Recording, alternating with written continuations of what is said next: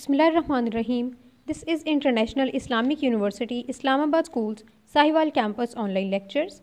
This lecture is for grade 3 for the subject of English, and we are going to begin unit number 21, which is a play. And the name of this play is Karmu Raja. This is first lecture from this unit. In this lecture, we are going to do reading of the lesson, and I will give you the meanings of difficult words. Then we will cover the first exercise, which is question answers. I will give you the answers of all the questions from exercise, and you will write down them in your English classwork notebook. So please open your English classwork notebook and prepare your index by writing serial number, date, topic. Okay, dear grade 3 students, you should have your English students book, your English workbook and your English classwork notebook with you. Listen to the teacher attentively, and whenever you are required to write down anything, you can pause the video and complete your writing work. So let's start. Please open your page number 116 from your student's book, where this play begins, Karmu Raja. Okay, now first of all, let's discuss that what are we going to learn. Do you know what is a play? Play is a dramatic work for the stage or to be broadcast. ये जो आप television पे dramas देखते हो या जो कोई stage पे परफॉर्म किया गया ड्रामास होते हैं, इन सब को हम प्ले कहते हैं, जिसमें और कोई भी रिटन टेक्स्ट हो, अगर हमें कैसे पता चलता है कि ये कोई स्टोरी है, ये कोई प्ले है. जो स्टोरी होती है वो सिंपल पैराग्राफ्स में होती है, लेकिन जो प्ले होता है उसमें सबसे पहले इंट्रोडक्शन आता है, फिर उसमें पूरी स्टोरी जो वो सीन्स के साथ डिस्क्राइब की हुई होती है कि इस सीन में क्या हुआ, सीन 1, सीन 2, सीन 3, और फिर उसमें सेटिंग डिस्क्राइब की होती है कि ये जो सीन है ये कहाँ पे टेक प्लेस हो रहा है. फिर उसमें जो लोगों की बातचीत होती है वो बिल्कुल एक डायलॉग की तरह लिखी हुई होती है, एग्जैक्ट लोगों के वर्ड्स लिखे होते हैं, और जिस तरह हम छोटे छोटे डायलॉग्स लिखते हैं उस तरह डायलॉग की फॉर्म में वो लिखा होता है. तो इस तरह के फॉर्मेट से हमें पता चल जाता है कि ये कोई प्ले है जिसमें सीन्स होंगे. ऑफ कोर्स वो क्या होगा, play. Okay, this story, this play करमू राजा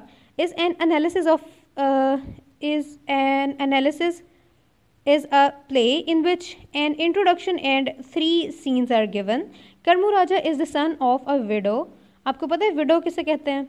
जिसके हस्बैंड की डेथ हो गई हो उसे विडो कहते हैं. Karmu Raja is the son of a widow and brother of 3 sisters who are beloved of his mother. जो तीनों सिस्टर्स हैं उनके साथ उनकी मदर बहुत ज़्यादा प्यार करती हैं, लेकिन जो करमू राजा है उसके साथ ज़्यादा प्यार नहीं करती. The widow leaves her children at home to sell things to market and advises them to stay at home in the fear of a wicked man, ज़याबख्श. ज़याबख्श उनका कोई नेबर था जो कि एक विकेड मैन था, जो बच्चों को अगवा कर लेता था और लोगों के घरों से चोरियां कर लेता था. तो उसके डर से उसने कहा था कि जब तक मैं घर नहीं आ जाऊँ, you should stay at home. Karmu Raja promises to take care of his sisters. Zyabaksh tries to irritate the children, but Karmu Raja saves them all. Okay, now open your English students book page 116 and write down date and day on the top of that page.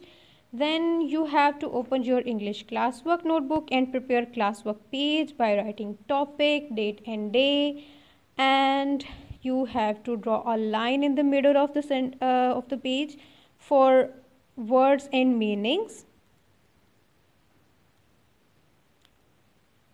Okay, I am going to begin the reading of lesson on page number 116 of your students book. आप लोग भी मेरे साथ साथ reading करेंगे और अपनी finger को मूव करेंगे जहाँ से मैं रीड कर रही होंगी, और जब वर्ड मीनिंग्स आपके सामने आएंगे तो आपने उन वर्ड मीनिंग्स को अपनी इंग्लिश क्लासवर्क नोटबुक में इसी तरह से लिख लेना है. On page 116, Karmu Raja. Introduction. There was once a poor widow who lived in a hut on the edge of the forest with her 4 children. और उन 4 children में कौन कौन थे? एक उसका सन करमू राजा और उसके 3 daughters. She loved her 3 daughters dearly, but she did not trouble herself about her son Karmu Raja. Okay, do you know what is the meaning of this sentence that she did not trouble herself about her son? इसका मतलब ये है कि वो अपनी तीनों बेटियों से बहुत ज़्यादा प्यार करती थी, लेकिन अपने बेटे को बॉदर ही नहीं करती थी, उसके बारे में सोचती ही नहीं थी, उससे बिल्कुल भी प्यार नहीं करती थी. He worked hard in the garden all day while his sisters quarreled and fought all day. वो सारा दिन खेतों में काम करता रहता था, मेहनत करता रहता था, लेकिन जो उसकी सिस्टर्स थीं वो सारा दिन घर में फारिग आपस में झगड़े करती रहती थीं. Do you know the meaning of quarrel? Quarrel कहते हैं बोल बोल के झगड़ा करना. जिस तरह लोग जब आर्ग्यू कर रहे होते हैं एक दूसरे के साथ तो वो आर्ग्यू में झगड़ पड़ते हैं, उस तरह के झगड़े को क्वारल कहते हैं. और फॉट ऑल डे, यहाँ पे फॉट जो है वो फाइट की थर्ड फॉर्म है. और फाइट का आपको पता है क्या मतलब है? हाथों के साथ झगड़ा करना, एक दूसरे को स्लैप करके और एक दूसरे के साथ मार पिटाई वाला जो झगड़ा होता है. Okay, now in the forest near the widow's hut lived a wicked man called Zabaksh who was feared by all the villagers. Okay, एक उनके नेबर में एक विकेड मैन रहता था जिसका नाम क्या था? ज़्याबक्श. और सारे गांव के लोग डरते थे कि ये पता नहीं किसी की कभी चोरी कर लेता है, कभी वो लोगों के बच्चों को अगवा कर लेता था. वो इस तरह का विकेड मैन था. Wicked man means very bad man. Okay, whenever the widow went to market, she told her daughters not to leave the house until she returned. कि वो जब भी घर से जाती थी मार्केट कुछ भी चीज़ें वगैरह बेचने के लिए, तो वो अपनी डॉक्टर्स को कह के जाती थी कि जब तक मैं घर नहीं आ जाऊँ आप लोग घर से बाहर नहीं जाएंगे. Okay, this was the introduction कि उनकी फैमिली में कौन था, उनका घर कैसा था, वो लोग करते क्या थे और उनके नेबर में कौन रहता था. सारे करेक्टर्स का यहाँ पे इंट्रोडक्शन आ गया. अब हम देखेंगे कि प्ले में एक्चुअली होता क्या है. This begins with the scene 1 कि जब प्ले स्टार्ट होता है तो पहला सीन क्या सामने आता है? The setting is early in the morning. Here in bracket it is written that early in the morning. इसका क्या मतलब है कि ये सेटिंग है, ये सीन जहाँ पे हो रहा है, जिस जगह पे वहाँ की सेटिंग डिस्क्राइब की है कि ये अर्ली मॉर्निंग का टाइम है. And next the dialogue begins between Amma and her kids. Amma, I am going to market today to sell my cabbage and sweet potatoes. Remember to stay inside until I return. Karmu Raja, do not worry, Amma. I will look after my sisters. I will protect them from Zyabaksh. Amma, when I return, I will sing this song. When you hear it, you can open the door. अब उनकी mother क्या कह रही हैं कि जब मैं घर आऊँगी तो मैं बाहर से ये सॉन्ग गाऊंगी और जब भी आप इस सॉन्ग की आवाज़ सुने तो आपने डोर ओपन कर देना. ये अब मदर जो है वो एक साइन बता रही है कि जब मैं आऊँगी तो मैं ऐसे करूँगी और आपको पता चल जाएगा कि हमारी अम्मा आ गई हैं. And what is the song? It is Maheen Maheen come here, Nasreen come here, Parveen come here, leave Karmu Raja one day. This is the song that is to be sung by the Amma. Amma ने कहा है कि ये वाला सॉन्ग मैं गाऊंगी तो आपको पता चलेगा कि मैं आ गई हूँ. Scene 2, a little later. A little later का क्या मतलब है कि वो पहले अर्ली मॉर्निंग का सीन था. अब थोड़ा सा टाइम के बाद क्या होता है जब अम्मा उन्हें छोड़ के चली जाती हैं और जो करमू राजा है वो अपने काम में बिजी हो जाता है और जो सिस्टर्स हैं वो घर पे होती हैं. Okay, next the dialogue is between Ziabaksh and kids. Ziabaksh, singing outside the window. Singing outside the window का क्या मतलब है कि वो बाहर से वही वाला सॉन्ग गाता है जो कि उस विडो ने आके गाना होता है.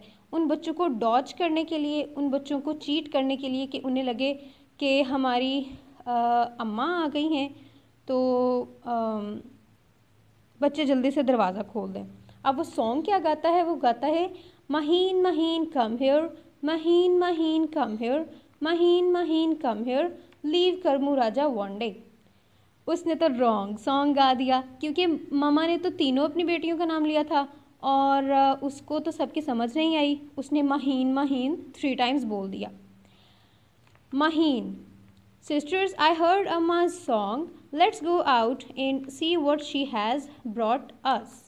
अब महीन ने ये समझा, क्योंकि वो जो सिस्टर्स थी वो बहुत ज़्यादा इंटेलिजेंट नहीं थी, बहुत ज़्यादा वाइज नहीं थी, तो महीन ने जल्दी से यही समझा कि अम्मा आ गई हैं। उन्हें पता ही नहीं चला कि इसने तो रॉन्ग सॉन्ग गाया है। Karmu Raja, sisters sisters do not go out, that isn't Amma. Nasreen, let us out. Karmu Raja, Amma is outside. We are tired of staying inside. Karmu Raja, no, you must stay here. I promised Amma I would look after you. अब करमू राजा को पता चल गया कि ये तो अम्मा नहीं है, तो वो अपनी सिस्टर्स को कह रहे हैं कि आप लोग बाहर नहीं जाएंगे, और उनकी सिस्टर्स कह रही हैं कि हम तो अंदर रह रह के उकता गए हैं, हमें बुरा लग रहा है इतना टाइम अंदर रहना, तो हम तो जाएंगे क्योंकि ये अम्मा ही हैं। लेकिन करमू राजा उन्हें बता रहे हैं कि ये अम्मा नहीं है, मैंने अम्मा से प्रॉमिस किया था कि मैं आपका ख्याल रखूँगा, तो आप लोग अंदर ही रहो। सीन 3। अब इसका क्या मतलब है कि सेकंड सीन ख़त्म हो गया। अब उसके बाद क्या होता है, इन द आफ्टरनून, अम्मा सिंगिंग आउटसाइड द विंडो, महीन महीन कम here, Nasreen come here, Parveen come here, leave Karmu Raja one day. Okay, अब इसका क्या मतलब है कि अब अम्मा आई हैं और वो बाहर से ये वाला सॉन्ग गा रही हैं जो उन्होंने अपनी डॉटर्स को बताया था। Karmu Raja, that is Amma now, it's safe to go out. Parveen, Amma what have you brought us from the market? Amma, I sold everything in my basket, so I have cakes, samosas and delicious apples for you, my precious daughters. Karmu Raja, go to the garden and get on with your work. Okay, अब अम्मा क्या कह रही हैं, वो सुबह को लेके क्या गई थी, वो लेके गई थी कैबेज एंड स्वीट पोटैटोज़, वो उन्होंने सेल आउट किए, और उसके बाद जो उन्हें पैसे मिले उन्होंने अपनी बेटियों के लिए लिए केक्स, समोसास और डिलीशियस एप्पल्स। और करमू राजा को वो कह रही हैं कि आप गार्डन में जाओ और अपना काम करो। Zia Bakhsh, in the distance, now I know the old women's song, next time she goes to market I will catch those silly girls. अब करमू राजा सुन रहे थे कि अम्मा क्या सॉन्ग गाती हैं। अब उन्होंने देख लिया कि उन्होंने तो रॉन्ग सॉन्ग गाया था, और अब उन्हें अम्मा का सॉन्ग पता चल गया है। अब वो सोच रहे हैं कि नेक्स्ट टाइम मैं आऊँगा तो यही वाला सॉन्ग गाऊँगा और इन सिली गर्ल्स को पकड़ के ले जाऊँगा। You can assume that what is going to be done next. आपको आइडिया हो रहा है कि इसके बाद क्या हुआ होगा इस प्ले में? यस, और हम अपने सस्पेंस ख़राब नहीं करेंगे, हम अपनी स्टोरी को बाद में कंटिन्यू करेंगे। So have you written all the word meanings? Write down all word meanings in your classwork notebook. Now come to next page for exercise of question answers. You know that you have to write down all the questions and answers in your classwork notebook in the next page. Question number 1 is, why did the widow tell her daughters to stay inside while she went to market? उस window ने क्यों अपने daughters को कहा था कि मैं market जा रही हूँ और आप लोगों ने अंदर ही रहना है? क्योंकि उनके नेबर में ज़िया बख्श रहता था जो कि एक विकेड मैन था। The widow told her daughters to stay inside by the fear of Zia Bakhsh. Question number 2 is, how when they know when she returned? How would they know when she returned? जब वो वापस आएगी तो उन्हें कैसे पता चलेगा कि वो अम्मा वापस आ गई हैं? वो एक सॉन्ग गाएंगी। She would sing a song when she returned. Question number 3 is, why did the widow bring back from the market? What did the widow bring back from the market? वो उनके लिए लेके क्या आई थी? The widow brought cakes, samosas and delicious apples. Are you writing all the questions and answers in your classwork notebook? Okay. Question number 4 is, how did Karmu Raja know that the first person they heard singing was not his mother? करमू राजा को कैसे पता चला था कि ये जो song गा रहा है बाहर ये मेरी मदर नहीं है? क्योंकि उसने सॉन्ग ही रॉन्ग गाया था। By the voice of the wicked man Karmu knew that that was not his mother. उसे उसकी वॉइस से भी पता चल गया था कि ये तो मेरी मदर नहीं है, क्योंकि मदर की वॉइस डिफरेंट है और ज़िया बख्श की वॉइस भी डिफरेंट है। Okay, this was all your classwork.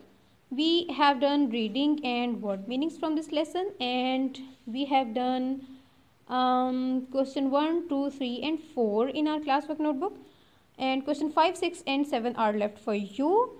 What is your today's homework? You have to write down it in your diary, so please open it, write down date if you haven't written it yet, then subject, and then your homework, which is read the whole lesson and learn questions from page 118, question 1, 2, 3, 4, and write down question number 5, 6 and 7 in your homework notebook. Question number 5 is, which character in the play do you like best and why?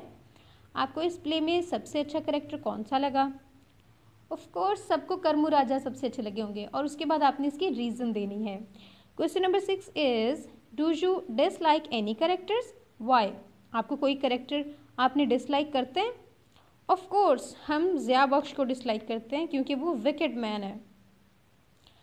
Question number 7 is, what do you think will happen next? अब आपने बताना है कि आपको क्या feel हो रहा है इस स्टोरी के बाद, ये प्ले इसमें नेक्स्ट क्या होने वाला है.